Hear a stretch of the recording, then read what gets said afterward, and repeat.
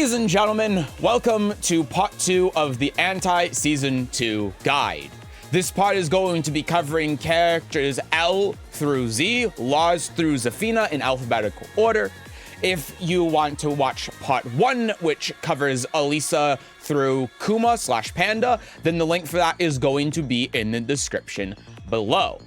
Keep in mind as well that we're recording this only a couple of days before EVO Japan, so these things may be subject to change. They may be changing when this video gets uploaded, so just keep that in mind. But pretty much everything that we talk about in here is still going to be accurate. So the first character that we're going to start with is Lars.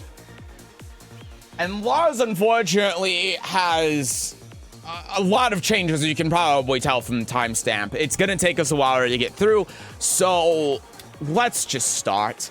Okay, so you'll understand why I'm telling you this first, but Lars has had a change to send for his homing move, where it is now +4 on block. And, you know, the point of this is that if Lars went into the stance here and did, like, let's just say the one, right? The heat engager. If you sidestepped right, oh my god. If you sidestepped right, this was a good option to be able to just avoid the mix-up entirely. So they decided to allow Lars to not have to deal with that by making his homing move just super plus on block. So that you have more of a reason to use it, and you get more reward out of it, even if the opponent just step blocks, right? That's the idea. So the good thing is that because this is a high, you can sidestep right and duck the stance mix-up. The timing on this is very specific, and it's probably going to be better or easier from character to character. But if Lars does say while rising 2 and goes into stance, you can step block obviously to avoid this, or you can sidestep right duck. And that is going to be pretty much everything Lars can do in stance. Again, your mileage is going to vary a little bit because, like, if Lars does this, for example, this is another thing that you can, of course, sidestep, even though it looks like it's homing.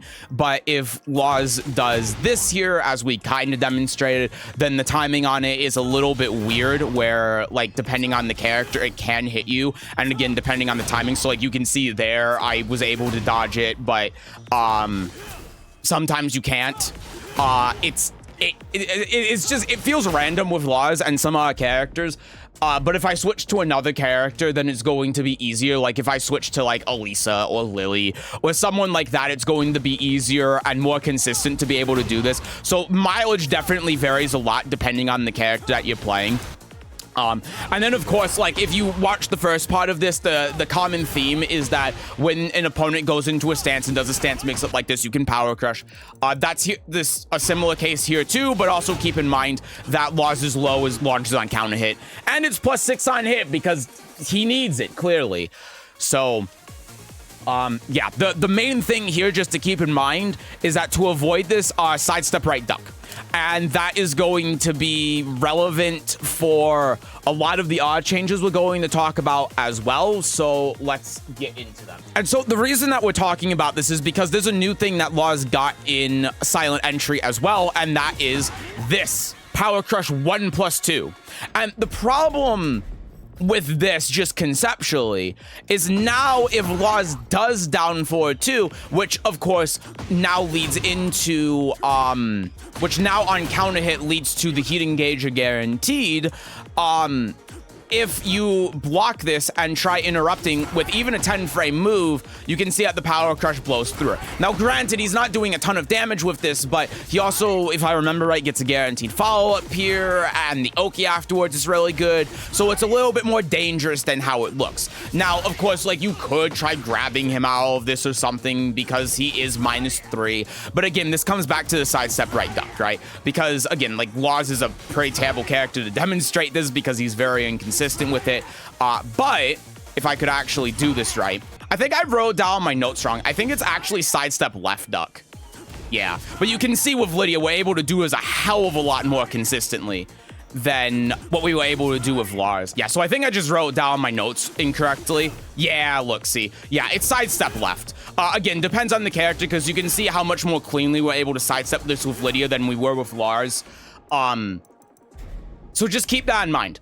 But this is a really important thing to understand, is that now, like, if you try blowing through this, yes, you can if he doesn't do the power crush, but if he does the power crush, then it's putting you in a mix-up. So if you just sidestep left and duck, then that's going to be able to avoid everything that he does. Sorry, my notes were wrong on that. I wrote sidestep right duck instead of sidestep left. I don't know why. Oh yeah, that's another thing to talk about as well. So Lars also got another change here that's really important. Another reason why you can't just jab him here is that silent entry 2 now goes in the crouch on frame 1. Previously it went in the crouch on frame 9, so you see that he's -3 here. If you jabbed him, you would be able to avoid. Now you can't. Now there's just high crushes on frame 1. So that's another reason why you can't jab interrupt him too, because you'll just end up dying. So even then, you have to like down 4-1 to check him, and then obviously he has the power crush and other options to be able to stop that. So you have to be very mindful with this situation. Again, that's why sidestep right duck, that's the best way to go here. So one thing though that Lars can do, which has no counterplay to it, is while running 1 in the stance. He's +7 here. This is 12 frames. Like, there's just nothing that you can really do here. You can't even power crush through this.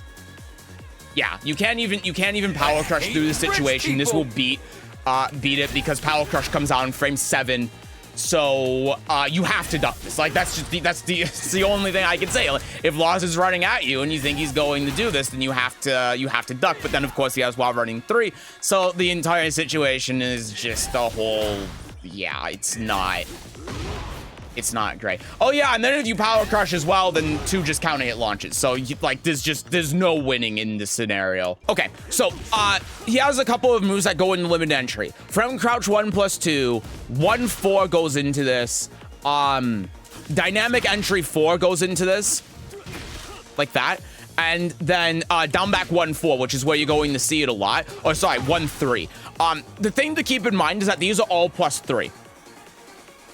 So when Lars does something like this, and then while rising 4, that's going to be a frame trap. But other than that, he's not actually going to have a ton of options out of this. Like if he does the 1, for example, you can, it'll trade with down forward 1. Right, so you can down jab him out of this, just as an example. Obviously this is something that you see with a lot of Lars players now, is they'll do this. A jab will float him out of this, of course. So you have actually quite a few options to be able to do this, and good Lars players are just going to normally do this to threaten the stance, and then cancel it and do something else. So you might see a Lars player do this, and then do something like this, right? You do have one option to just be able to beat the situation pretty cleanly, and that's Heat Burst. Specifically Heat Burst. And again, like, this is part of the theme, if you watch part 1 of this video, is that Power Crush is king. Let me record that one more time. Why did I say Heat Burst? I don't know. You can just Power Crush this.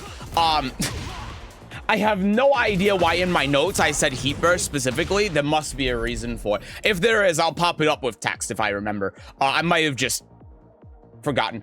But yeah, I think the reason why is because if he does this and you Heat Burst here, then this floats, so you get full combo. Whereas if you do Power Crush here, then obviously like you're not going to get full combo off of that. So I think that's the reason. But you can just Power Crush. Oh, is it maybe because the from crouch 1+2 puts you in crouch? It is, yeah, that's why. So I have notes for this, by the way. I have a script. So yeah, like the from crouch 1+2 specifically is going to put you in crouch, which means unless you have a power crush that you can do from crouching, the only power crush option you really have to beat this is Heat Burst. So that's something to keep in mind as well for dealing with the situation. Another thing that you can possibly do is, I think you have the frames for this. You have like 1 frame to be able to crouch cancel if he does specifically a while rising 4 into Power Crush. So that's also something to keep in mind. There you go. I got it there. If you want to do that and you don't have Heat Burst available, but generally speaking, like if the from crouch 1+2 hits, then you can do Heat Burst to just get out of the situation. Otherwise, off of something like this, you can just Power Crush. Let's now talk about Lars in Heat. He has a couple of things in Heat that are pretty important to know about. First, kind of like Reina, he has this new down or sidestep 2, sorry. That's +6 and forces crouch. Obviously, there's nothing you can do about this because it's +6. Just remember that this drains his heat a lot. So it's like a pseudo heat smash because we needed more heat smashes. No one was complaining about heat smashes before. So you just have to kind of deal with it. Like, there's nothing to really do about it. It's similar to Reina's down to 1+2 in heat. The weakness behind it is intended that uses heat, so he can't just use it for free, but really he can. So yeah, that's a thing. And now the more important thing, then 3+4. So the thing is with this move, let me put the opponent here into heat real quick. The thing is with this move is that if it hits, he obviously gets a guaranteed follow-up, but on block in the stance, he is -1. He is only -1. Which means if you try doing While Rising 4, he obviously beats that, which is great. It's just really well balanced. And then, of course, if he chooses to do the 2 and you do a 13 frame move to try interrupting it, then he launches you. This character is great. So this is comes back to kind of what I was talking about before, right? Where if you block this, and also keep in mind that you can't grab him. I think I said that before. Like, you can grab him out of this, but if he does the low, it high crushes on frame 1. So, like, you have no real punish for this. There's just nothing that you can do here. Even if you down jab, you see how that hits. So this again is why we talked about sidestep left and duck at the beginning, because if you sidestep left and duck here, and you're not playing Lars, you're playing a good character that can actually step things, then that's how you beat this. If you are playing a male character, good luck. But I'm gonna switch back over to Lidia here just to demonstrate. So if we're playing an actual good character, nope, never mind. This game is so good. Yeah, sidestep left duck, you can see that's going to be a thing that beats both the power crush, and if Lars does the homing move here. So just demonstrate that real quick. Hopefully I can get it. But there, we duck that. There, we duck under that. So again, that's why we demonstrate this in the beginning. That's the way that you option select the entire stance. But unfortunately, there's just, like, if you block it, you have to do that. Like, there's nothing else you can do. And if Lars chooses to do nothing in the stance, then you're just kind of screwed. So the other thing to keep in mind, though, is that if you have the re on that, you can low parry. So that's supposed to be the incentive for good defense, I guess, is that you low parry because you made the right decision, you get rewarded. I don't know what they were thinking with this, but the nice thing is that you can still option and select the stance. So that's pretty much everything to talk about with heat that's important. Last couple of things to talk about before we round off and then go to the next character finally. Lars has a new string off down forward 1. He has down forward, sorry, 1-1. You can see that the second hit is a high. So if you duck under it, then you know, you can launch him. Now, unfortunately, for some reason, they decided to also give Lars a mid. I don't know why they thought this was a good idea, but it's -12 on block. So something to keep in mind. Only really scary at the wall, of course. I didn't even realize I had that on. But annoying nonetheless to deal with. And then lastly, he got a change to his down back 1+2. Down back 1+2, he can go into stance. I think I actually have to hit down here to do it. And if this hits, then he gets a guaranteed heat engager here. Thing is that Lars has to commit to the stance if he wants to get that heat engager when this hits. So if, oh my God, did I not record anything? I'm so dumb. There we go. So, if you end up blocking this, then it's -13. If he goes in the stance, he's -6, so you can just launch him here. And of course, that also means that you can just, like, do your punish as well. So, that's going to be it for Lars. Thank God. It's a little bit easy, not easier. It's a little bit more manageable than it seems on the surface, but this character is absolutely bonkers. Like, it's so stupid and so hard to deal with. Okay, thankfully, Law is really easy and really quick to talk about. He only got a couple of things that are really worth mentioning. Most of the changes that he got is going to be more for like how Law players play, and we're not going to get into that because that's too in-depth and outside of the scope of this video. So down forward 1-2 is a new string that Law has. He has it outside of heat as well, so let me turn that off. The second hit's a high. He doesn't have a mid out of this, and he already has this low, so you should be ducking after the down forward 1 here. It just gives you another reason why you have to duck, but it's natural. Sorry, let me turn off counter hit here. I have that on. You can see it's natural. Wall splash is just a 13 frame punish that Law has. It's pretty good. Just make sure you're ducking the high if he throws out down forward 1. Don't let him get away with this for free. Another thing that you're seeing Law players do a lot is forward 2 into forward 1+2. This has 2 options that you can do to be able to beat it. The first option that you can do is, as again the theme of this, power crush. That'll get through it, but you can also just sidestep it. If you have the read, then you can just sidestep it both ways and launch him out of it. Now, the tricky part about this is that he has this extension. He has this high extension that he can do, and if you try power crushing, then the last hit's going to be natural. This is minus 13. A lot of pushback, so pretty hard to punish, but is still punishable. So like that's an option. But yeah.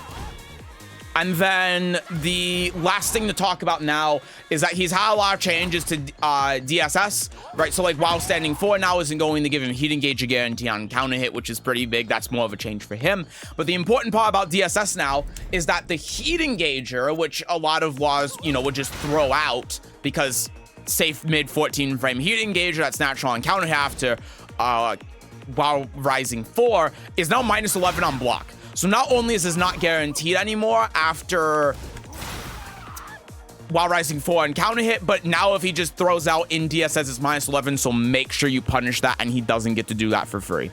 All right, Lee. So the main thing here to talk about real quick with Hitman stance is just kind of how you approach the situation. It's not different. What they changed basically is they made down jabbing against Lee when he's in Hitman stance safer for the defender, because this move, which is used to beat down jab, is no longer a heat engager, which means that Lee's reward he gets for beating you for down jabbing him out of the stance after, say, back 1+2 is not as strong. Is it?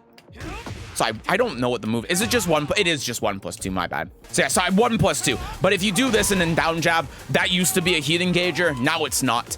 And obviously Lee has other options to be able to beat the down jab. I don't know why Lee players say this is an option select when you literally have access to sidestep and then you can launch punish this.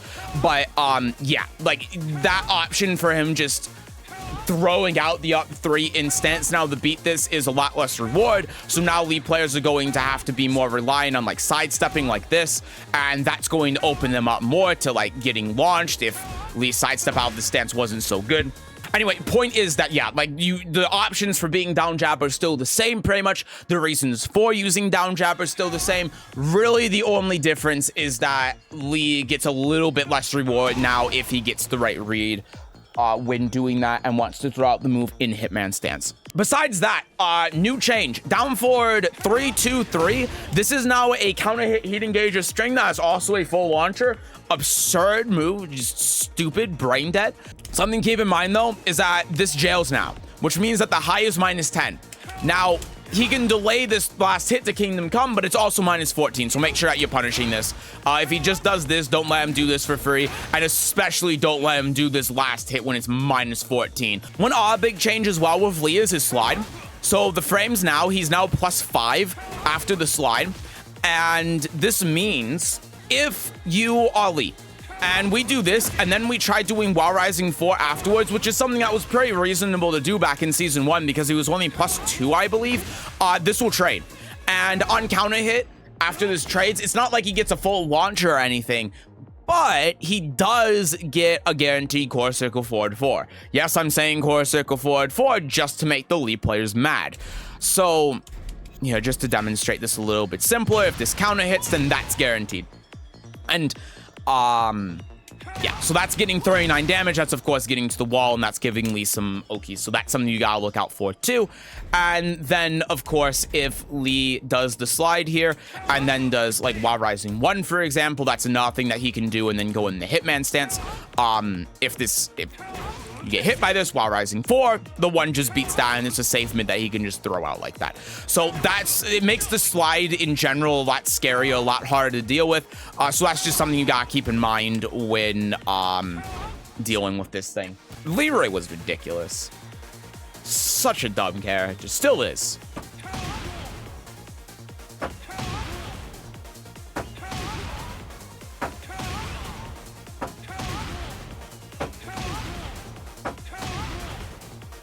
Huh? What is happening? What is happening? my hands are up, officer. I'm hitting my desk.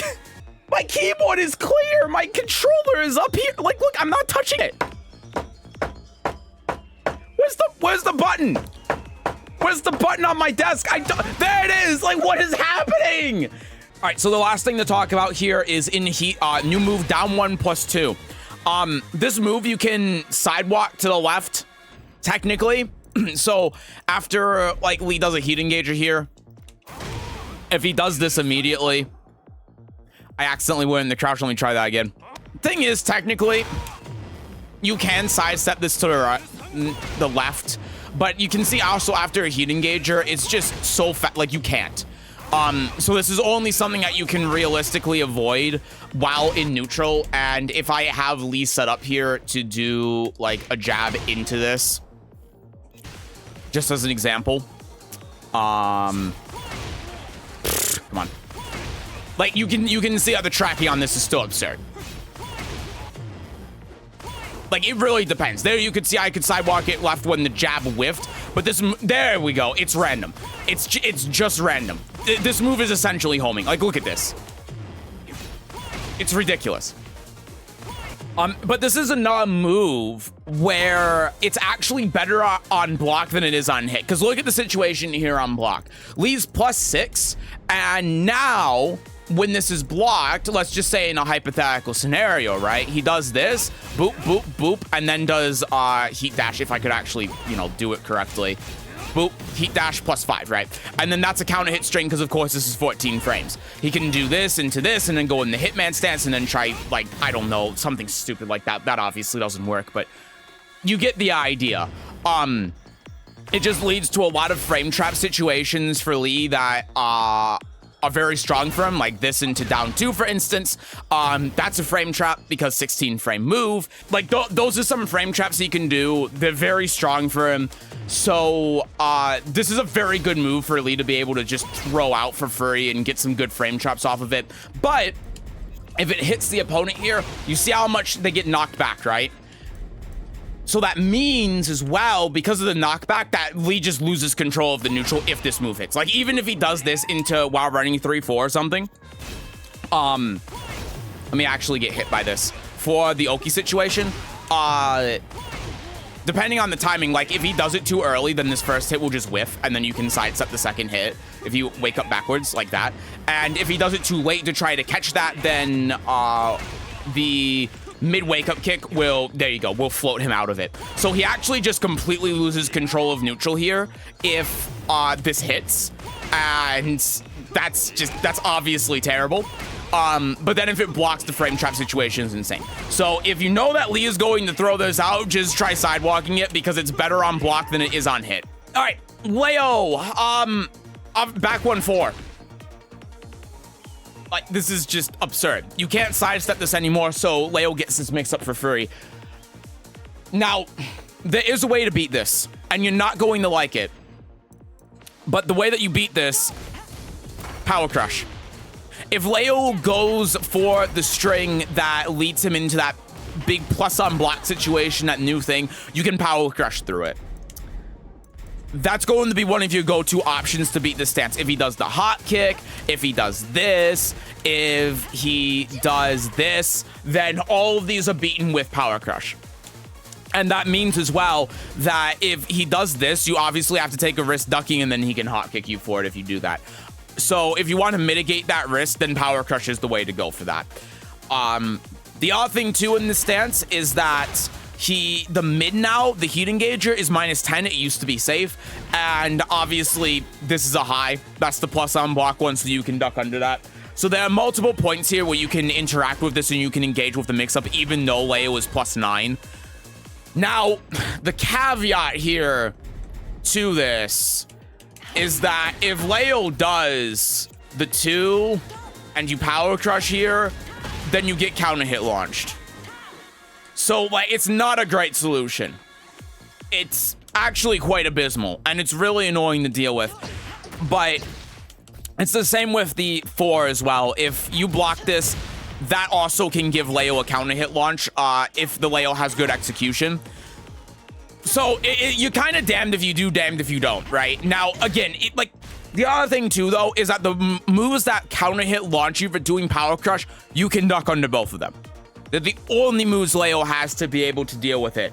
So if you have a read that the Leo is going to try beating Power Crush, then you can duck. If you have a read that Leo isn't going to try beating Power Crush, then you Power Crush. That's the dynamic here. That's how you deal with this.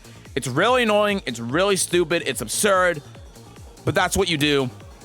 And then just, again, keep in mind that if Leo does this, then the second hit, they're going to be able to punish. So get a read on that too, and then punish them correctly for doing that. Yep, it loses the I-13 counter hit launcher. I hate so much. It's really stupid. So throw a coin, basically. Yeah, essentially that. There's more counterplay to it than a lot of you might think, because a lot of you are just blocking this and then eating the mix-up, and like it feels bad. But you have to be a little bit more proactive to stop Leo from just being able to enforce the mix-up for free, right? If Leo is able to just do this and then do the 1 for free and then stagger it, or do this and then just do this for free, that's what creates these big plus on block problems when now we get to the wall and now we're dealing with this or something like that. So you have to be willing to contest Leo for doing this, and you also have to remember that combos in this game aren't that scary, but it's a terrible situation to have to deal with. Really, like, this on counter here, it should only give Leo, like, this guaranteed or something. It shouldn't give Leo a full launcher. It's really stupid. But that's what you gotta do. Like, you have to Power Crush through it sometimes. Like, you can't just let Leo do this for free. You can't. Speaking of things you can't beat, while running 3. While running 3 goes into this stance at +10 now. You can't do anything to beat the situation. You can't sidestep, you can't Power Crush. Like, that's normally the universal option, but you can't do anything to stop this. So, fun. Oh yeah, and the reason why is because of this. So, if Leo tries doing the 2 or something, then yeah, you can Power Crush through that. But the problem is that this is a... Hold on, what's the input? This is a normal hit launcher. This is a 13-frame normal hit launcher. So, if you try Power Crushing... Now, something to keep in mind here, Leo has to commit to in his -14. So you gotta punish it. But you can't Power Crush it. So if Leo does this, you're basically guessing between either the new low, which is +4 on hit, -12 on block, or the safe mid launcher. You don't have any options. You can't deal with the mix. You can't do anything. And then the other problem here too, just something to keep in mind, +4 from crouch mix. 21 frame low. So watch out for that. You can interrupt that, of course, if you know Leo's going to do that. But because he's +4 here, Leo can do that. Leo can also do that. This is a counter hit launcher. This is the main one I wanted to point out. So if I do player counter here, so let's just simulate that you do like a down jab after this. Sorry, it's not a counter hit launcher, my bad. I'm thinking of something else. But Leo gets this entire string guaranteed. And it's very easy to hit confirm as well. Okay, so then the last thing here is that they changed the frames on forward 2, 4, 3 going into stance. Leo's +6 here.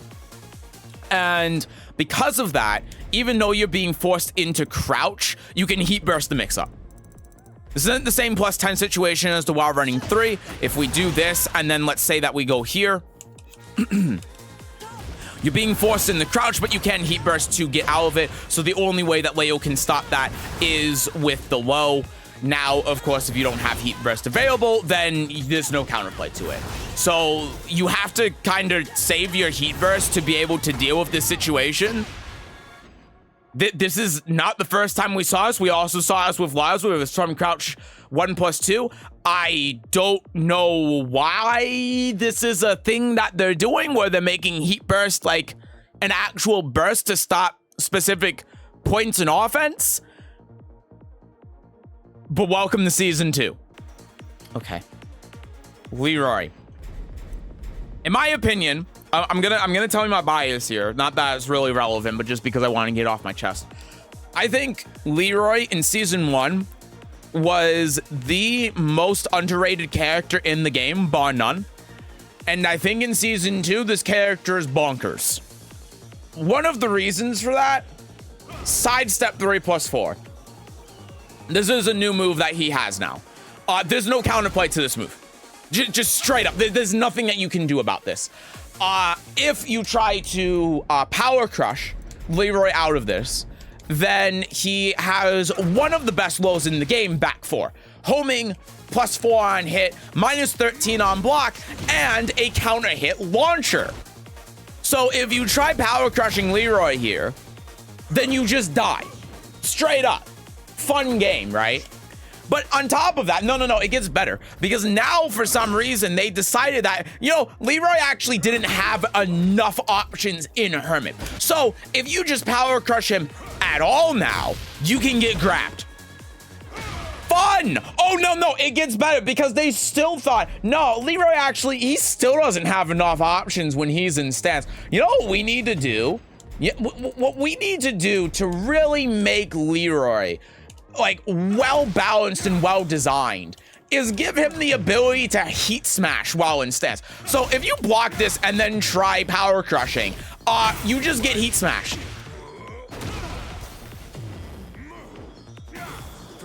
So, like that's cool. But no. It actually gets better. Because this trades as well, which is like, oh cool, like we get the heat off. But that means if you do anything that's more than a 10 frame move, then heat smash just works. So like there's no real counterplay to this. You can sidestep it, I guess, but then again, like homing moves and all that, blah, blah, blah, blah, blah. Sorry, I couldn't find the input, but no, it gets back, because now Leroy, you have to respond to this because Leroy also has the cane from stance. So yes, out of Hermit stance now, he just has access to a low launcher. So if you're just not responding to this at all, and you're just like blocking and trying to avoid, yeah, he can just launch you. So like that, yeah, it's once per game, but yeah, that's cool. That's it. That's the thing. Yeah, but no. It gets better because he also has access to orbital now from Hermit. And no, it gets better. He now also has access to another punch parry from Hermit. So like if you do anything against this guy, you just lose straight up. But yeah, obviously he has access to parries and stance and stuff as well. So if you try interrupting him at any point, whether it's power crush or attacking or whatever, he just has really high risk, low reward options to be able to stop that. Low risk, high reward options to be able to stop that. So you just can't do anything against this move. Straight up. You have no options. You have no counterplay whatsoever. Oh no, and it gets better because even outside of all of that, hold on. If I could actually, oh my God, my controller. If you try power crushing, Leroy is so plus here, that beats power crush. Just to kind of give you an idea on how absurd this move is. So yeah, like there's not, like look, I try sidestepping this, I try power crushing, I try doing anything against the full, there's nothing that you can do. You're just stuck. It's a free mix-up situation. So the one saving grace about this move is its range.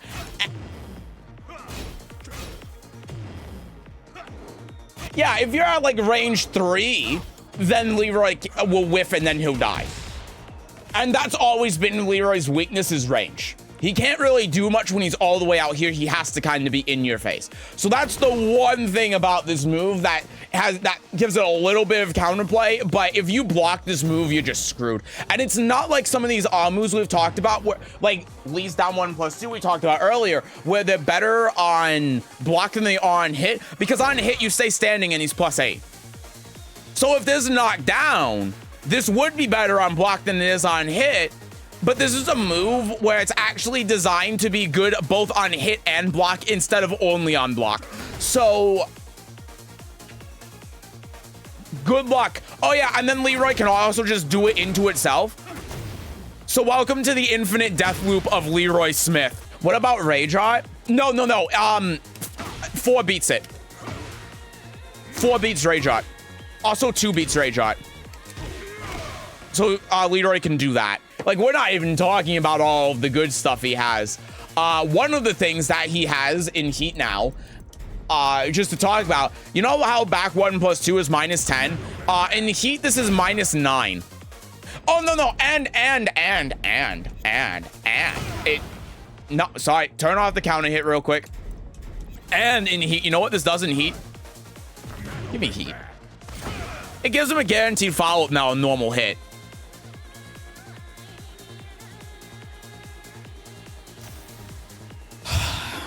All right, moving on to Lidia. Lidia is kind of a hard one to talk about because a lot of her changes actually don't affect her. She's pretty much playing the exact same way as season 1.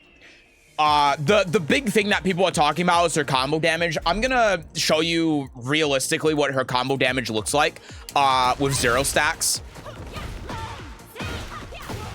So this is a realistic combo that she's doing. Sorry, I did the wrong thing there. Boop, boop. So, like, that's realistically the combo damage that she's doing most of the time. Like, 80 damage or so. If we convert to the wall a little bit better, we can get a little bit more out of it.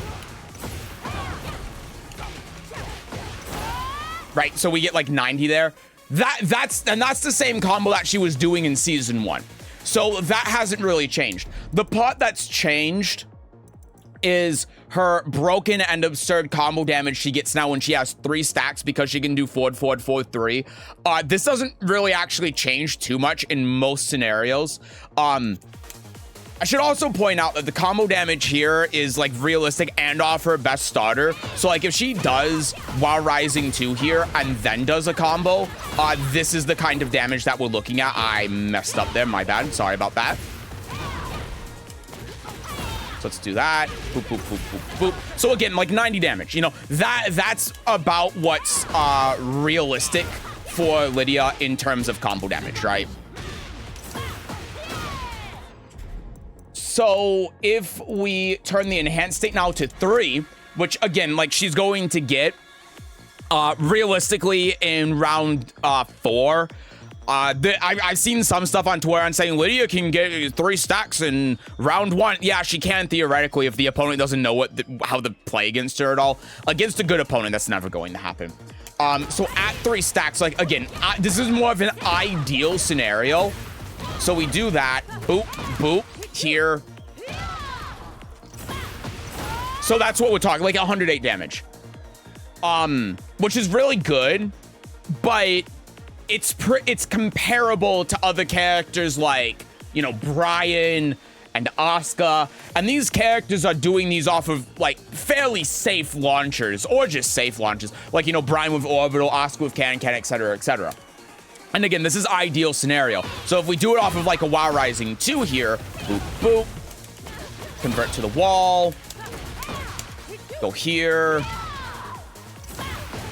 Again, that's max damage, 113. So, like, it is good, obviously, but these are under ideal scenarios that Lydia's only going to have access to in the second to last round, and she doesn't have access to this throughout the game. So, but the other thing is, the reason why I'm telling you this is she can only do this stuff if you make a mistake, right? She doesn't get to throw out launches for free like Oscar or Brian does. They're always around it. And one thing that I see a lot of people like not do is duck under 3-2. I see a lot of Lidia plays, even at Tekken King and Tekken Emperor, throw this out because no one ducks the second hit. Just duck this. Like, if you do that, you're golden. If Lidia does anything to like go in the heaven and earth, so again, something I see a lot of people do when Lydia's in heat here, and I even see this at like pro level too, is if Lidia does like forward 2 and goes into heaven and earth to build a stack, no one punishes her for it. You can just grab her out of this. Even like down back 3 on hit. Hell, even forward 2 on hit, if Lidia just does this into heaven and earth, you can actually grab her out of that on hit in heat. So don't let her do that, right? There's counterplay to the heaven and earth stance. There's ways to stop her from being able to get stacks.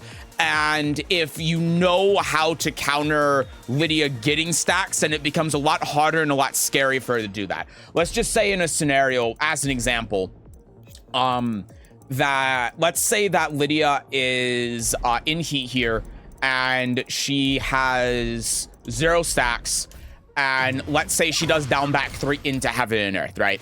And you get the read that she's going to do that, and you grab her. Boop, boop, boop. Let me, I have heat permanently on, but that's going to give her a stack. But the thing is that she's not going to be in here anymore. She's not going to have heat the rest of the round, and she's going to be behind. Because now, when you go into round 2, she's only going to have 1 stack. And if she goes into heaven and earth, that's going to cost half her heat. If you punish her and then get the Oki, then she's probably not going to have another chance to do it again unless she makes good decisions and takes back control of the neutral and the momentum, and then maybe she can get 3, right? So that one punish, that one time you interrupt heaven and earth goes a long way. And yeah, because of that, it's just really important to know the counterplay to heaven and earth, know the counterplay to like just how to stop her from being able to go in the stance and do it for free. That's how you're going to make it so that when you play against Lidia, more often than not, she's only going to have access to that stuff in round 4 instead of like round 1. Now, the thing is too, something to keep in mind is that there is a way for her to get 3 stacks in round 1.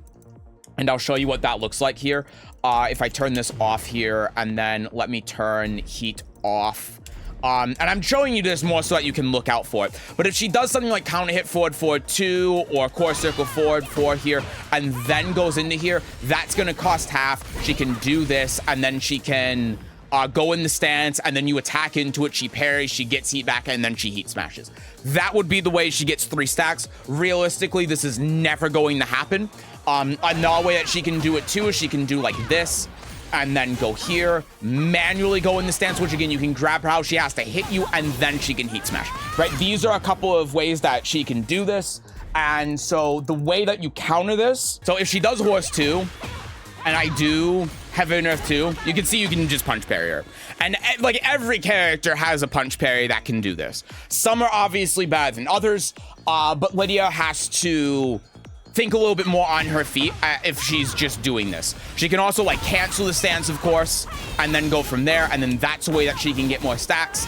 But you have counterplay options to deal with the stance after horse 2.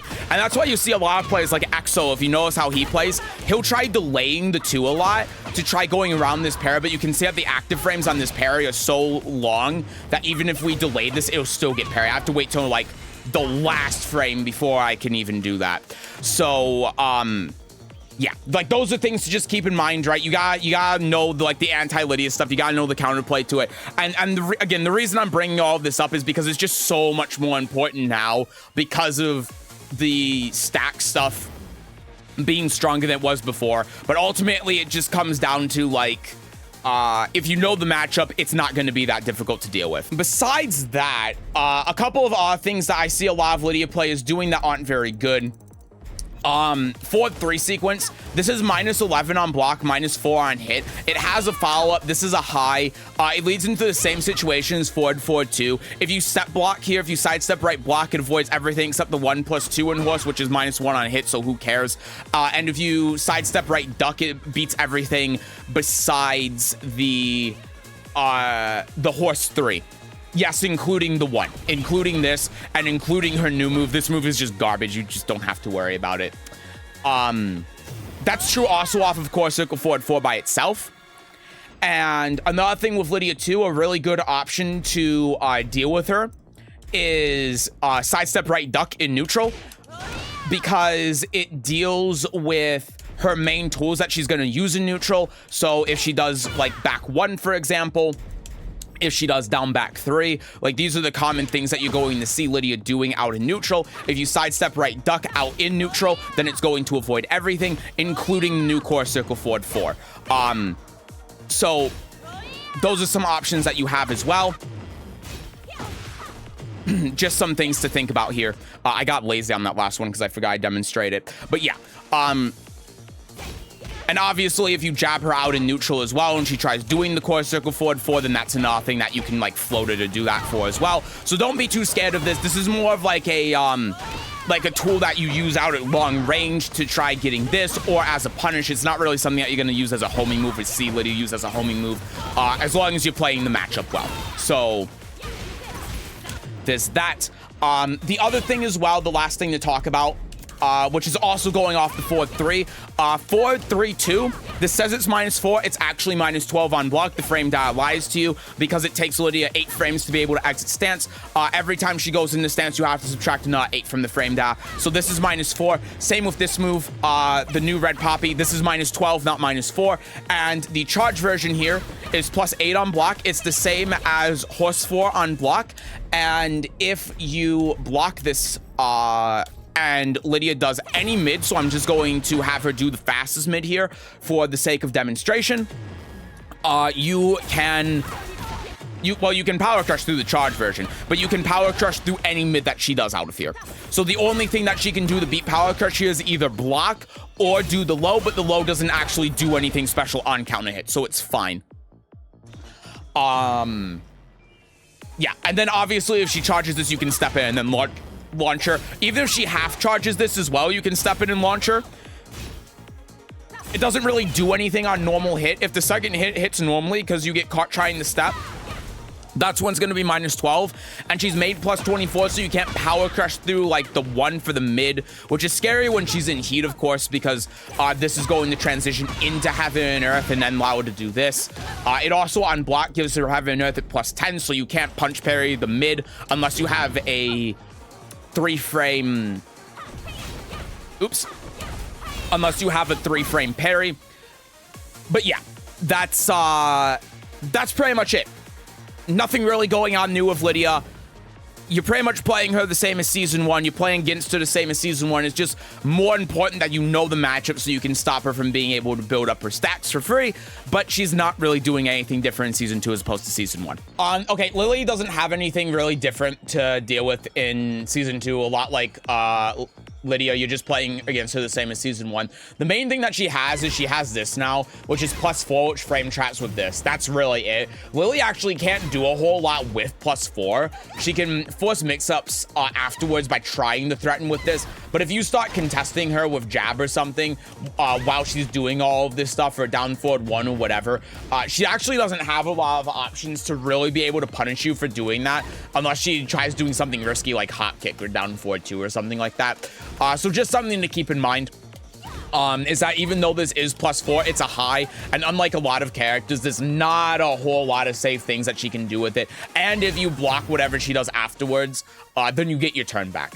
The other thing as well is that Lili now has 2 heat smashes. The old one she has with 3+4.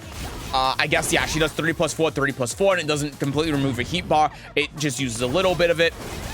And she still has access to back turn heat smash afterwards that she can use to mix you. Her new heat smash is just a mid, a generic one like every other character. +7 forces crouch. Again, not a lot that Lili can do off of this, but she can, of course, force an actual mix-up with +7. So that's something you gotta keep in mind. But that's it. There's nothing really going on with Lili. All right, Nina. I think a lot of people are overlooking Nina. I think that Nina, just to get my bias out of the way, right now, snapshot, I think Nina is still the best character in the game. What's the reason for this, you might be asking? Nina can now do her while running 1 out of crouch dash. Yeah. So this means if Nina does down forward 1-2, she can do while running 1+2. And here's the reason why this is a problem. Before, if Nina did down forward 1-2 in the stance, and she tried doing a lot of her options here, she doesn't have like a super good low crushing move to be able to specifically beat down jab. You see how all of the moves that she really does are not going to like put her in an airborne state when she does this. So she's relying on a lot of like other tools to be able to beat down jab, right? She has to like think a little bit more on her feet. She has to choose different options to be able to counter it. And obviously I'm not doing a very good job of demonstrating because I'm clearly not a Nina player. But you know, stuff like this, for example, down forward 1-2, 1+2. That's something that you could do to try beating the down jab. Now though, Nina can just do this. And this is of course a mid heat engager. So if I turn off heat here, not only is this plus on block, but now if I try down jabbing, I just straight up lose to it. So down jab all of a sudden now just isn't an option that can option select the stance after down forward 1-2. And it's not just after down forward 1-2, but it's of course after yeah, that's what the crouch. What am I? Oh, I think I'm thinking of this. Yeah. So if she does like this into this, then that's something that she can do now. And it's pretty absurd. So what this really changes when playing against Nina is now all of a sudden your down jab becomes a lot riskier. Before it was like a low risk, low reward move, and really your reward was just stopping Nina from being able to enforce her pressure and forcing her to think a little bit more and take risks by doing moves like this. Now, like this is all of a sudden like medium to high risk just because, you know, it's a heat engager and the pressure you get off of heat engager, and it gives you like no reward. And Nina throwing out this move, I mean, like, what's the risk that she takes while doing this? Like, there's basically none. Like, you can jab to float her out of it, but she has so many more options that she can do to beat that, like the low, for example, the slide.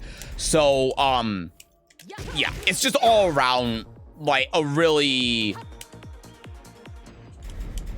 tough situation to deal with. Hold on, I'm trying to. Yeah, there you go. I'm pretty sure this beats jabs if I remember right. Yeah, so you can get counter hit launched if you try like doing a proper jab string. So yeah, just like we were sitting there saying like, oh yeah, like the down forward 1-2 is too good because there's no counterplay, and they changed it by making it so that there's even less counterplay to the string now. So that's cool. It got other buffs as well, if you can believe it. We're not going to talk about it because it doesn't really matter. But yeah, it's dumb. It's absurd. And that again, it's going to permeate like everything that she does. And oh yeah, that's another thing I wanted to bring up too. This also means that she can loop offense with down forward 1-2. So she can do this and then this and this, because obviously it's +4. So this is a frame trap, and she can just continuously do this over and over again until you try dealing with it. And if you try dealing with it, if you try dealing with it by like jabbing her, then again, she does this and then slide, and then you get counter hit launch. So like, or if you try dealing with it, then she, of course, can just, like, do that and then counter hit launch you. Now, like, the one saving grace here, thankfully, is that the 1+2 no longer counter hit launches, which is maybe why they did this as a compensation buff. It just knocks down. So, I guess there's that. But, yeah, this is just something that she can loop now, and obviously the 4 still counter hit launches. So, like, cool character. So, the one other thing to talk about, which is in regards to one of her new moves, is 4-3 plus 4-2. You've probably seen a lot of Nina players doing this. It is safe on block, -9, does a little bit of chip damage. You can actually beat this with Power Crush. You can beat the second hit of the string with Power Crush. Again, a theme of season 2, if you've noticed. Now, the problem with trying to beat this with Power Crush, even though it is your only option to be able to beat this move, is when the opponent's in heat. Look at the chip damage this does. Look at that. 17 chip in total. And if you Power Crush through it,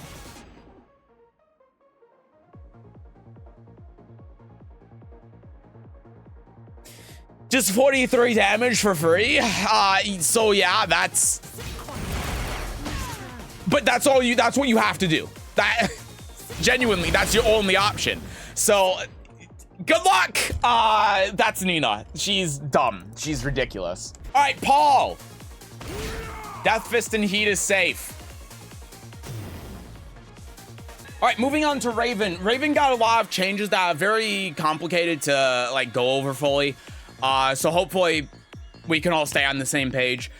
One of the big ones is that Raven got a lot of new things out of his crouch dash stance. So if he does like Soul Zone 1 into crouch dash, he can now orbital out of here. And that means that if you try like down jabbing him to beat the stance, obviously he can just launch you now. So just to demonstrate here, if he does something like this and you try knocking him out of this, you just get full launched. So that's something you gotta really be mindful of now if he ever goes into the crouch dash stance, is that he just has a way to straight up launch you for down jabbing, which is really strong. Oh yeah, okay. So speaking of crouch dash, since we're on the topic, Raven now has this move, which you're probably seeing a lot from Raven players. Crouch dash 1+2. It is +5 on block, leads to from crouch, obviously gives a from crouch mix up. He's +5 and this is an 18 frame move, so it'll trade with a 13 frame, like a down forward 1. It means that you kind of just have to eat the mix up here after he does this, and he of course has a lot of good counter hit options as well if you try hitting a button. So like while rising 2, for instance, -8 on block, 13 frame move that on counter hit gives him a full launcher. So let me set this up here. Where's my counter? There it is. Yeah, so it gives him full launcher. I don't remember Raven combos. It's been too long since I played Raven.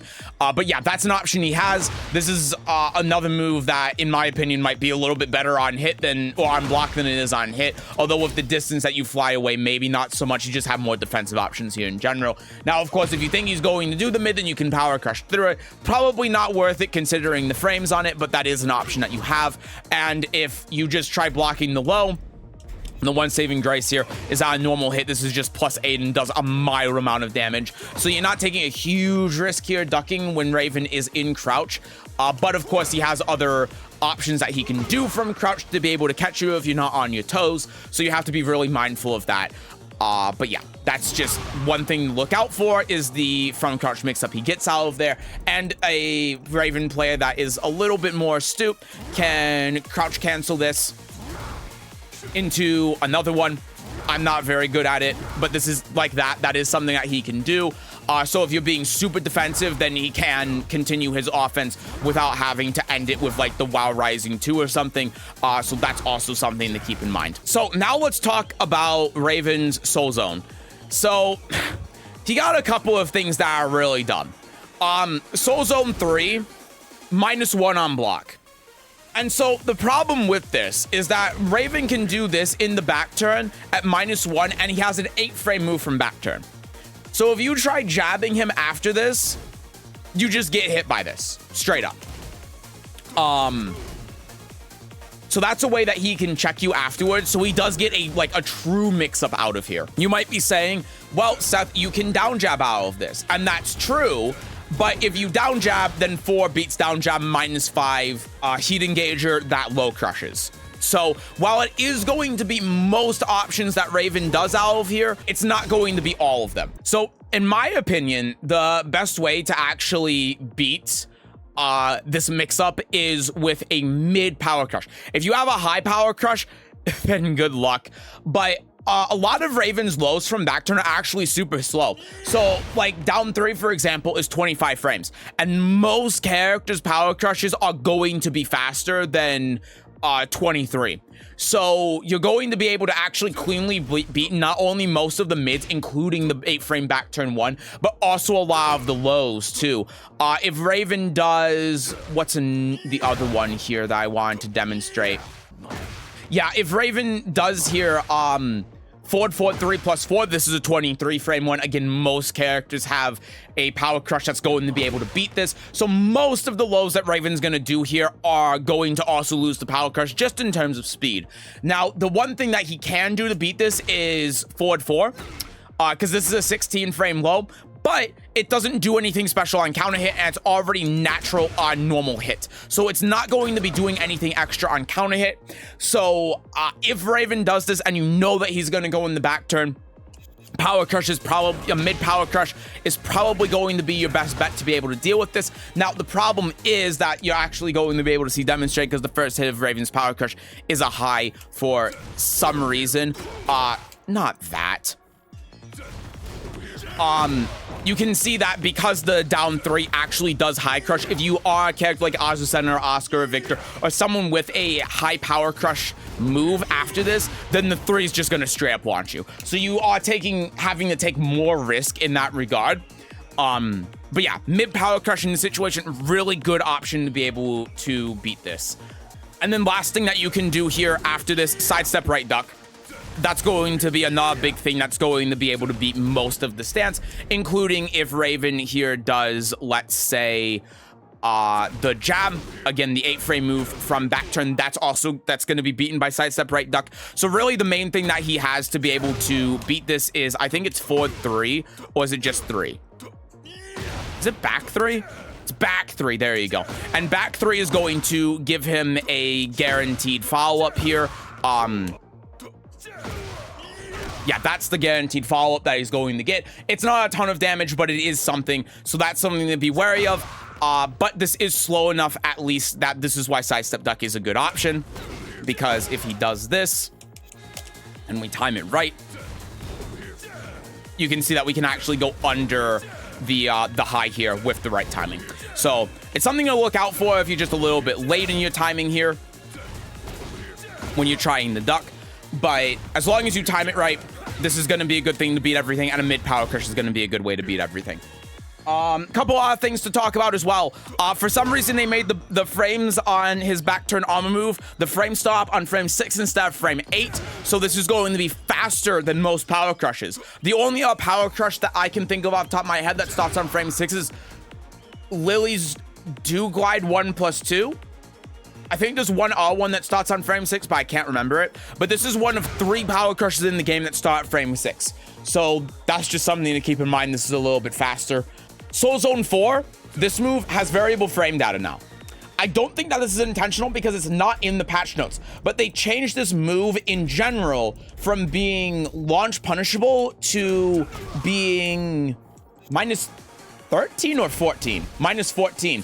But this is never going to actually happen because you can see at different ranges, this becomes anywhere from like minus 10 to safe. You could see there it was minus 7 at tip range. So yeah, this is a bit dumb. I don't think that this is intentional. I imagine that this is going to get changed at some point, but yeah, this is this low at tip range is safe. Not basically, it is safe. So fun. That's something you gotta look out for when Raven's setting up for this. And then last thing as well, universally clones now are minus 13 instead of 14. Why? I don't know. That's just what they are. Okay, Reina. So Reina's biggest thing that you're seeing a lot more is this in the stance. So the awkward thing about this is that there's no like universal punish to deal with this. If Reina does this, if Reina does the forward 4-2-2 into stance, and she does, I'm screwing everything up here, and she does power crush here, like that, this is going to be everything, including a 10 frame move. Let me, as you can see. Now, if you do jab, depending on your character's jab, of course, like if you do one jab here, you can block the power crush at least, so you can try checking her out of this. But yeah, this is something that's just going to be everything. Now, there are options for this. You can grab her, including if she does, and I'll set this up just to show you here, including if she does the 3-4. Grab will still counter hit and beat the 3-4. She doesn't go airborne fast enough for this to win, even though she's airborne. So grab just universally beats everything that she has in here. Of course, it's not guaranteed, but basically you're thinking of this in the same, well, a similar sort of situation as if she's in heat. The other thing that you can do here as well is you can sidestep right duck. It's a little bit inconsistent being able to beat the one here just because it's so fast, but sidestep right like normal when Reina goes into the stance is a good way to be able to beat everything that she has out of you, even if it's just a simple sidestep right duck. And then the last thing to point out as well is that if Reina does anything in this stance, because of how minus she is when she goes into here, you can just 12 frame through everything except the power crush. I don't remember exactly why here. I can't remember why exactly you can't just launch her out of everything. Let me try figuring that out. I wish I wrote that down in my notes, but I just completely neglected to. Yeah, I don't remember. In my notes, it says that a 12 frame beats everything except Power Crush. I feel like you're just able to beat everything besides Power Crush with a launcher. So, like, I don't know why I have it in there. If I figure it out later, there'll be text on the screen right now that tells you. But yeah, this is also the same with 222. 222 gives the same situation here. Boop, boop, boop. Sorry, just this now can go into Heaven's Wrath instead of her having to finish the string. You can just sidestep the third hit, as you can see. So the other thing while we're on the topic, forward 2 now is +2 in the stance, which means if she does this, jab is going to trade with the 3. Just something to keep in mind. Generally, the way you defend against the situation hasn't really changed. It's just more so that this is now going to trade with jab. And then the last thing, win step 4. This move is +3. It's 1 frame better than the forward 2 on block, which means you can't jab. If you try jabbing, then this is a true frame trap. So that means down jab is going to be more of a go-to option. Obviously, she can choose to do the, is it forward 3 +4 to do this? Oh no, it's just 3, isn't it? No, 4, my bad. Yeah, obviously she can do the 4 to be able to avoid this. You can sidestep, you can step block. Again, generally your options are pretty much the same. You have counterplay to this situation. It's just making sure you're utilizing them when you do them. But yeah, like even if we do the 2, maybe it's sidestep left, you should be able to sidestep this. Yeah, if you sidestep left, that's going to be able to avoid her mids out of here, even with the +3. So just keep that in mind. All right, 2 things to talk about with Shaheen. Thankfully, he's going to be pretty quick. When he does the stealth, this thing, and then 1 +2, he's +4 now on block. And this means that he can now do while standing 1. It's a frame trap with while standing 1. It'll trade with jab. And on counter hit here, while standing 1, leaves him +14. Which means that he gets whatever the 14 frame heat engager is. I don't remember, to be honest with you. They've changed it so that this is now 14, so that's something you can do as an easy input. If he wants to do something a little bit harder, you can do this. And that's 48 and deletes gray health. And then again, he gets a, is it back 2-1? No, is it back 1-2? I don't remember what it is. But yeah. Oh, it's that. Jesus, it took me long enough. But he does get heat engager here as well, so he has a couple of options. He can choose to delete your gray health. He can choose to do heat engager. He can also choose to do heat dash here, which just gives him a guaranteed follow-up. So that's something you have to be wary of now in this situation. Also, just again, keep in mind this is a heat engager mid as well. Thank you, Lisetto. And Sphinx. Thank you, guys. So that's the main thing out of stealth step that you got to keep in mind. And then the other thing is with one of his new moves, sidestep 1 +2, +5 move, insane, great for frame traps. This move, the way that you beat it is you have to sidestep the opposite direction of what he sidestepped when he did this move. So if he sidesteps left to do this move and I sidestep right, you can see I get hit. But if I sidestep left as well, then I sometimes avoid it. If the opponent Shaheen sidesteps to the right and then does this, and I sidestep right, you can see how I get hit by this. but if I sidestep left, then I avoid it. So it's the way that you sidestep this is purely reliant on what way the opponent sidesteps it to do the move. Yeah, and then I guess one other thing too, a new thing that he has is he has this that cancels in stance. You can just launch him if he does this. Sorry, unblock. The frame data is weird because I'm doing this on hit. You can see he's even -2 on hit. Unblock, he's -13 going in the stance. So if he does anything out of the stance, you can just launch him. So yeah, that's it for Steve. Sorry, Shaheen, we're moving on to Steve.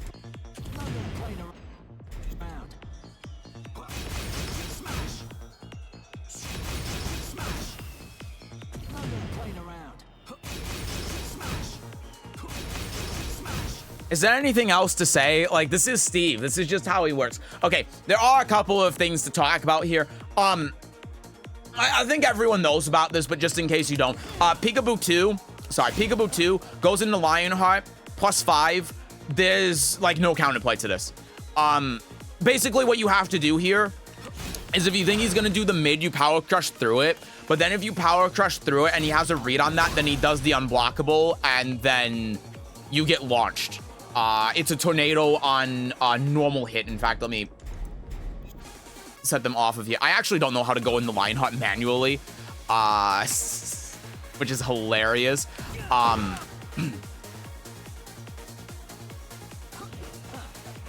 yeah, you can see normal hit, that's a tornado, right? So if it breaks through power crush, which it does, then you get launched. So that's the thing. The way that you can avoid the 1+2 is either ducking or sidestepping. But of course, the other move that Steve has out of here is homing mid. So if you try ducking or sidestepping for the 1+2, then you get hit with the heat engage that also wall splats. The other thing too with this is that this move, he can cancel into flicker. So he's -3. But because he's -3, that means that when he does this, he can do this, and then he can power crush if you try retaliating against him. So he gets another mix-up situation from there, and then he can do like peekaboo. Oh, sorry. He can do peekaboo 2, go in the stance, do this, and then sway if he wants to. Or something that he can do as well, if you're being really defensive, he can do this. Let me try that one more time. He can do the peekaboo 2, go here, go into, oh my God, do this, go into here, go in the flicker, and then ducking 2, and then do it again. And he can also cancel out Lionheart into ducking, and ducking 2 now, or ducking forward 2, sorry, goes into Lionheart. So he can just do this and continue to loop it like this over and over and over again. You see how the chip damage is being built up if you're being defensive, also the wall carry. And then if you ever try retaliating against this, then he hits the 1. And again, if he continues to do this and he does the 1, then he can do the 1 into this and then continue to loop it. And then again, if you try retaliating, then he can do power crush. So like the question is, how do you beat this? And the answer is, you can't. You genuinely can't. So yeah. This is the Steve neutral game. Welcome to hell. That's fucked up. I know. People are focusing on 5 Fox Fear. I don't see Steve's doing this, but like this is what you do. And like here's the other thing too. Like Steve has, it's important to point this out as well. Steve has mids that he can do if you try ducking the high. So like out of ducking, he can do this. Like he loses his turn, but that's something he can do. When he's in heat as well, like he can loop this, and then like heat dash there, and he can like do this, and then do. I don't know how you do ducking in actually with Steve, but you can do ducking in into the command grab, and yeah, and you can do like the ducking grab and stuff, and it's just like it. There's more things that you can do that a Steve player that's more knowledgeable than me can tell you if you have like an iota of understanding and how the character works. Like, I don't even know his moves, and you can do more than what I'm showing you. When I like the base level stuff that I'm showing you is already messed up. So imagine a Steve player actually knows how to play the character doing this. Like, good luck. Oh yeah, and then the other thing is too, like he can do this. Like again, look at the wall carry, right? Look at how he's carrying to the wall, and then if he does like this, 2-2, and then like just do it again. Or, better yet, let's do this, and then 1-1-2 into ducking, and wow, look, we looped, wow, fun. So yeah, that's really it. Like, there's no counterplates. This is what you're going to be seeing with Steve. I wish that I could tell you more, but like, just good luck. This is what you're going to be seeing. There's nothing you can do. Victor, so he has this new low. This on normal hit, sorry, I have this on counter hit. This on normal hit is 1 frame better. It's +4 in the stance, then while running 2 is into stance. It makes no real difference in how you counter the stance. Like the 1 frame difference, the difference between +4 and +5 means pretty much nothing. So you don't have to worry about that. You just deal with the stance exactly the same way as running 2 on hit. Now the thing is, this is something I said in season 1.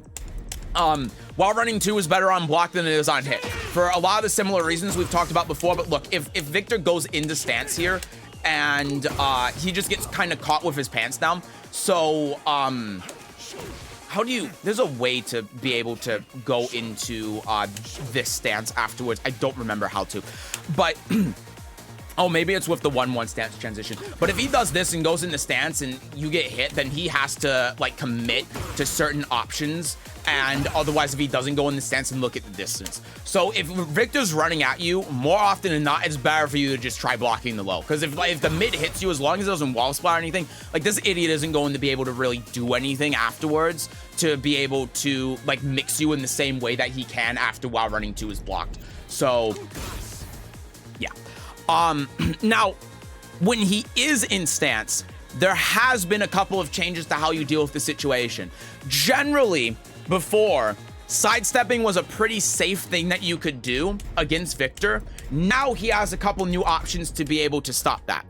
One thing that he can do, actually, I'm just going to set it up like this, standing block, and then we'll just have him sidestep. One thing that's changed is that 1+2, this is now an actual real homing move.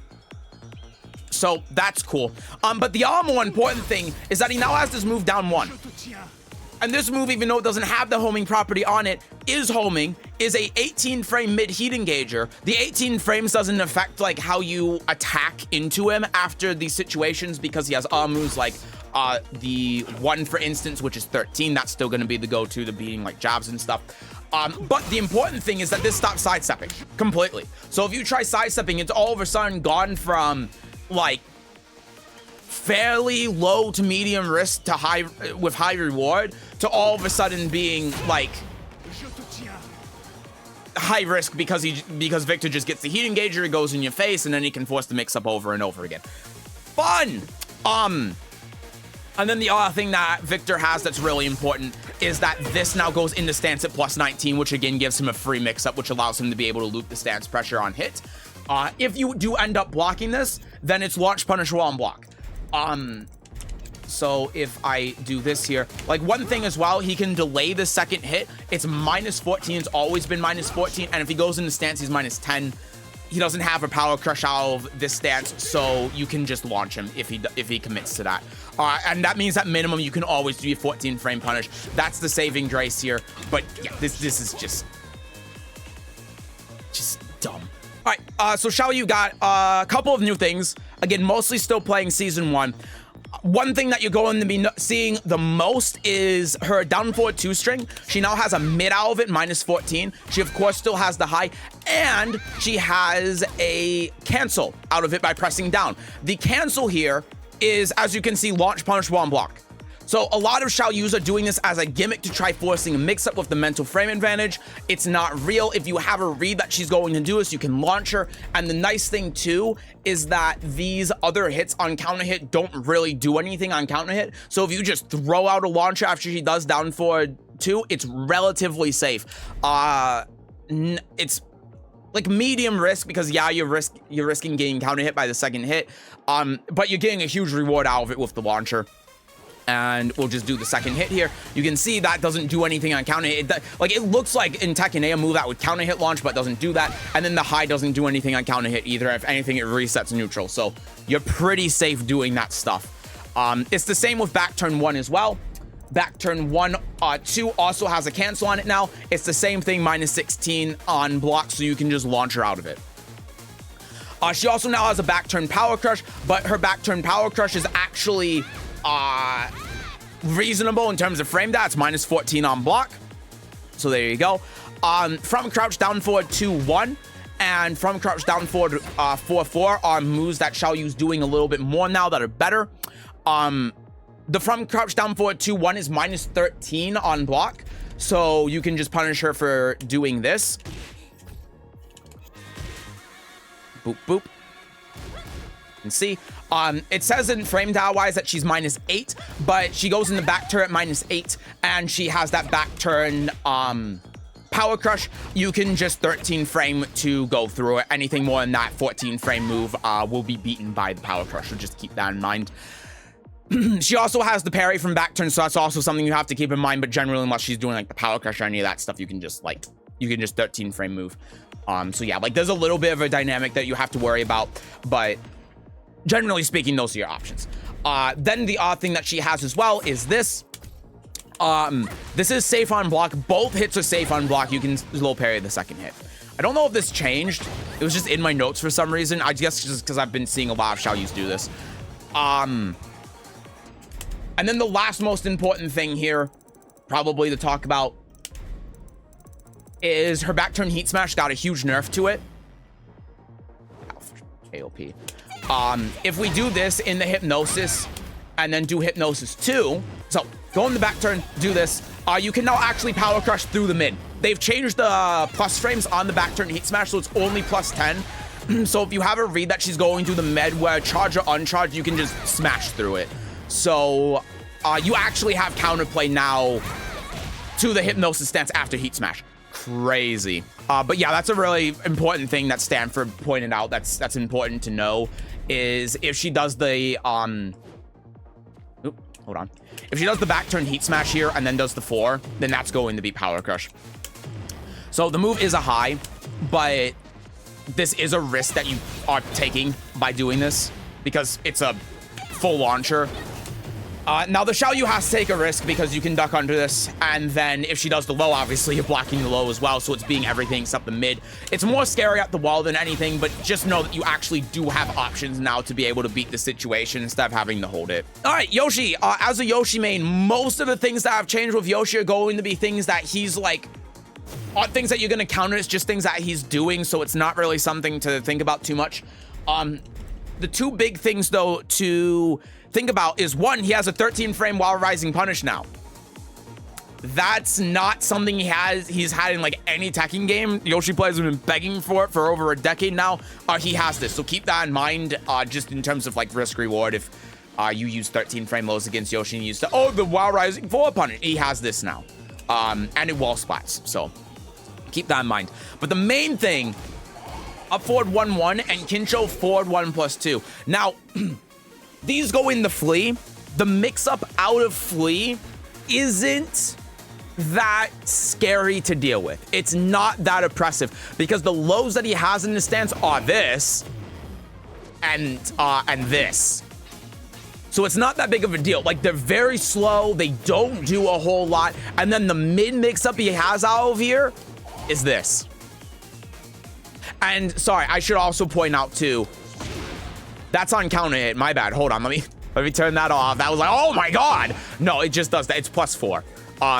So he can frame chop off of this with like this, for example, if you try attacking into it, but this is -12. So that's all he can really do. Now, the way that he can make this a little bit more tricky is if he does like, if he goes down, because now all of a sudden, if he does this, it makes the animations a little bit more ambiguous, and he can do stuff like that, and he could do like, oh my god, there, kangaroo kick, and that's going to blend in a little bit more, but he obviously has to take more time if he's going to do that, right? So if you ever deal with the situation where Yoshi does this, just keep in mind that the flea mix-up isn't actually that scary, especially because this unblock no longer is unblockable. It's like how it is in Soul Calibur actually now, where it does some chip damage, but it's not an unblockable situation. So the main thing that you have to watch out for is flea forward 2. Forward 2 is 20 frames, which means obviously it's a frame trap here. It's a high, it leads into Dragonfly at +7, so it's the same situation as 3-2, which means the mix-ups are the same. If you try attacking afterwards, then Dragonfly forward 1+2 is going to counter hit you out of it. 2-4 is a counter hit launcher. And then if you duck, then he has the -4 mid heat engager. So that's really what you're looking for. You're trying to avoid Yoshi being able to go into this for free and then doing something like the 3+4 to break the 4 and get full combo or anything like that. That's really the main risk.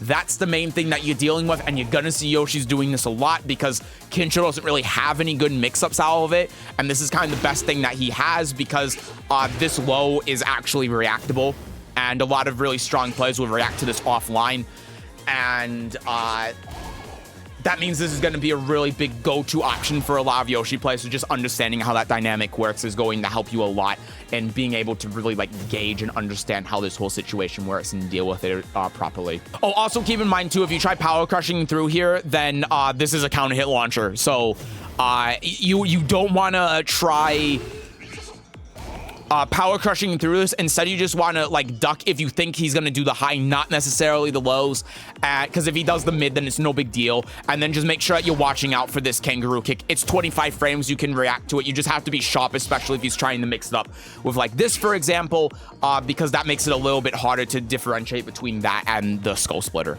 Finally now, after 2 hours, again, this is why I broke it up into 2 parts. There's just so much to talk about and go over. It's crazy. But I hope this is helping you guys. I hope it's helping you out with the absolute dreadful state of Season 2. All right, and lastly, Zafina. Not even Zafina players know what's going on with Zafina. It's like, she has a new mechanic. The Azazel stuff has been completely overhauled. She's probably had the biggest changes of any character in Season 2. She is, like, they've just gone back to the drawing board with her. They basically turned her into a new character. At least that's the idea. And the way that this works is that this little orb that's above her head right now, when she hits certain moves like back 1+2, or heat engagers, it turns purple and she has access to Azazel's hand. She's just another character that has Nightmare's Terror Charge mechanic from Soul Calibur. And what this does is it enhances certain moves. And the way these are enhanced are different from move to move. So for example, back 1+2, 1+2. We'll use this mechanic and we'll turn this move from being -6 on block to +4. But this also depends a lot on the move. So I'm just going to, you've seen that when you do that, it gets rid of the thing. So I'm just going to activate this permanently now for the sake of example. So here's the enhanced state. If I do the power crush, back 3, for example, obviously normally -14 on block. If I do this, it becomes -9. So it becomes safe, but it's not plus. So it varies from move to move, not only what animation happens, because after like down back 1+2, for instance, it's a different animation that uses this, but also in terms of the frame data. Now, the nice thing is, unless I'm mistaken on something here, all of the moves that have this animation are the same. And there is a 13 frame interrupt window between when she does the first attack and when the follow-up attack comes out. So if we do this here, just to show you, you can see I can do a 13 frame move and actually interrupt this second hit. Now, if I block it, then I take a good amount of chip damage, but it's still only -9, so it's not a big deal. But that's just something you can keep in mind, is that you can interrupt this, and on top of that, down back 2, sorry, is already -13 on block. So it doesn't matter if she has the install state or not.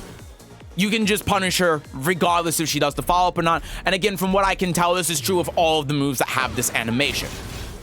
So mainly what you're using this for is a situation like this, where it hits, and on counter hit, oops, where it'll give you the second hit guarantee. So yeah, that's generally how the mechanic works. Again, there are a lot of moves that interact with this mechanic. It varies a lot from character to character, but the basic, or not from move to move. It's been a long recording session, I'm sorry. But generally, the way you look at it is that, keep in mind that this, after this, is plus on block. Other moves generally aren't. She gets this after doing something that gives her a heat engager, like this, for example. And then if she does the thing with this animation, like her heat smash, then it has a 13 frame interrupt window. That's just the basic premise of how this whole thing works and how you deal with it. So last two things to talk about now are two of her stance transition moves. So 1-4 now is no longer plus 10 million, it's only plus 8. And that means that this situation is no longer a true frame trap. You can actually, shockingly,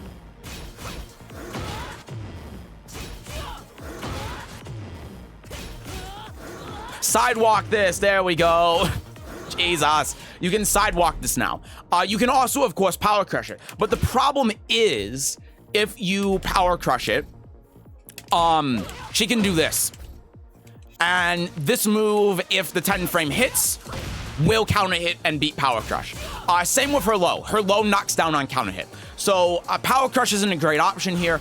If you get hit by this, sidestep also loses to this, but it's a little bit less risky. I don't know how I sidestep that. I don't think you're supposed to be able to. That's insane. Good and consistent game, by the way. Jesus.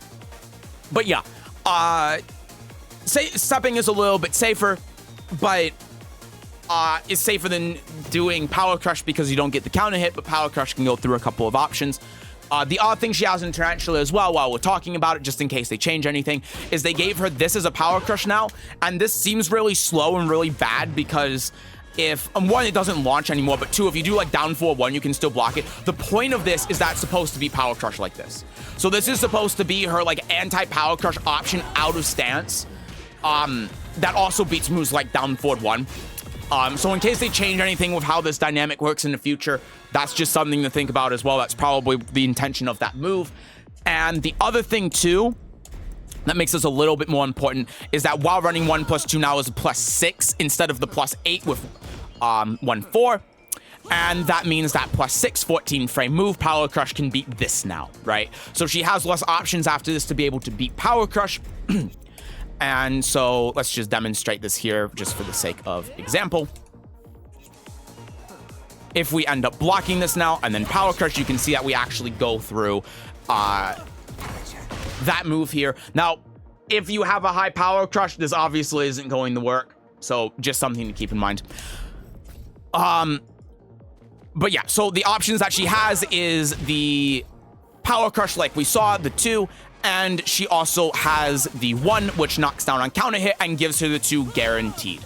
So those are the things to think about with the stance. Again, good option to be able to deal with this is sidestep. You can see that the low still clips you, but it's a little bit, it's less risky. And if we do this and then do this, we should be able to sidestep this as well. Maybe not. Apparently, I don't know. Yeah, apparently it's inconsistent at best. Zafina does have a weird sidestep. Let me try changing characters here and test this out. Because there are a lot of things that Zafina just can't sidestep for some reason. No, maybe you can. Yeah, maybe power crush is just the option. I didn't test this because I assumed that you could sidestep this based on the animation. I don't know how I sidestepped it the one time. That was crazy.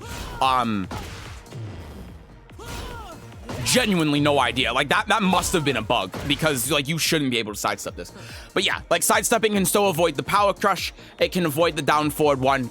It's less risk than the power crush when you're blocking it. But you're opening yourself up to the low. So yeah. Oh, back 1+2 also high crushes. It just high crushes on certain frames. Okay, that's something that's good to know.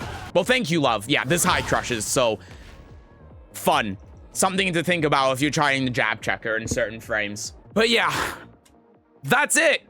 That is every new change in Season 2 documented and labbed for all of you. This was a Herculean effort, especially because it was just me doing this.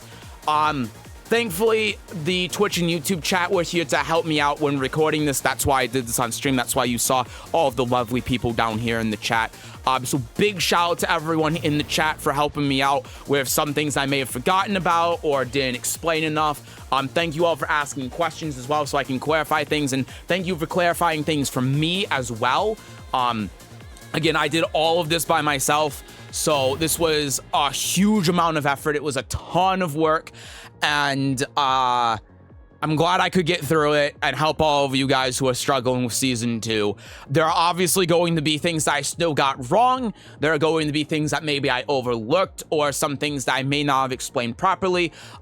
So please, please, please, if I said anything wrong, like I know if Azucena in the first one, someone pointed out to me that I think it's her 3-1 is natural on counter hit when she goes into the stance. So that's something that beats Power Crush.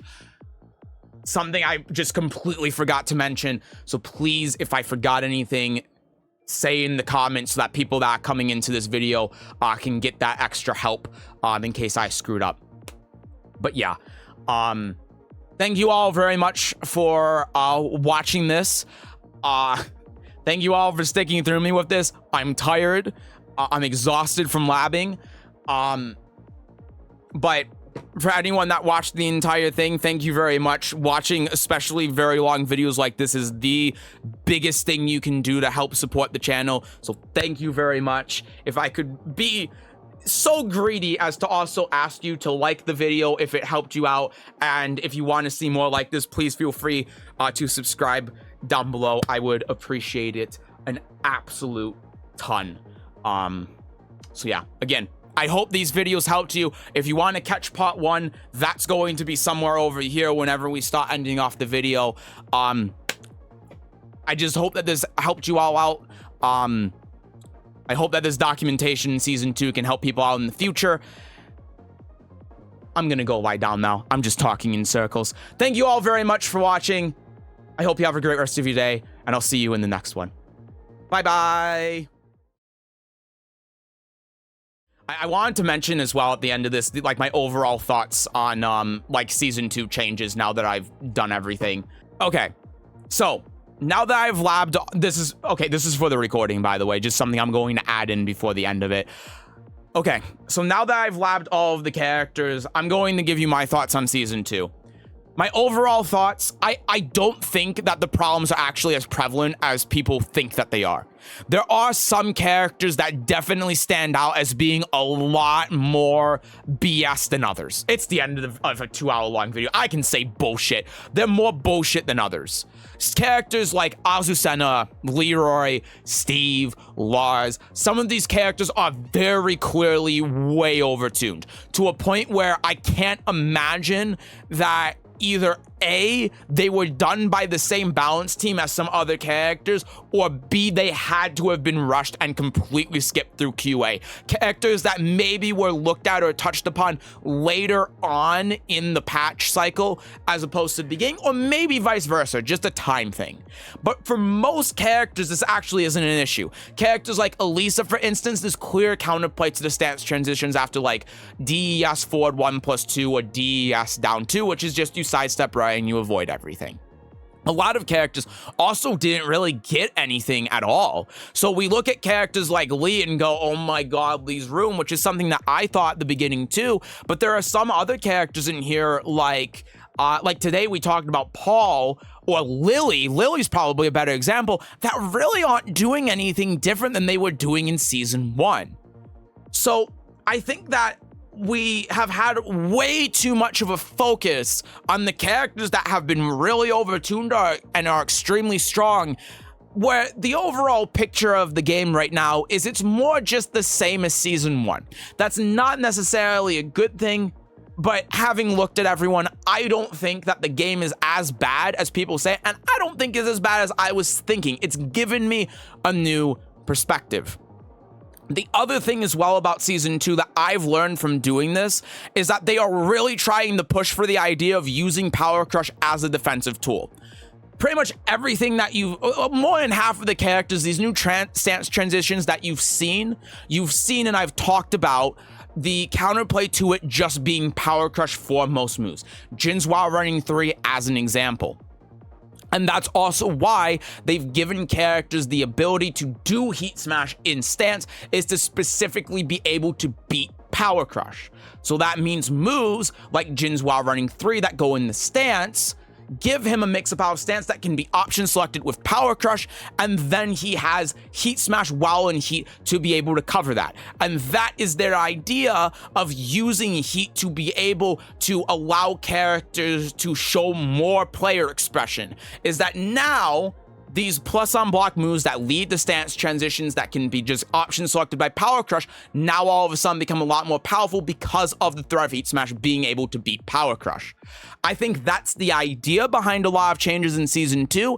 I don't think they're very good decisions, but I think if you go into the game with this kind of mindset and these kind of ideas, a lot more things are going to make sense as you play Tekken 8 online.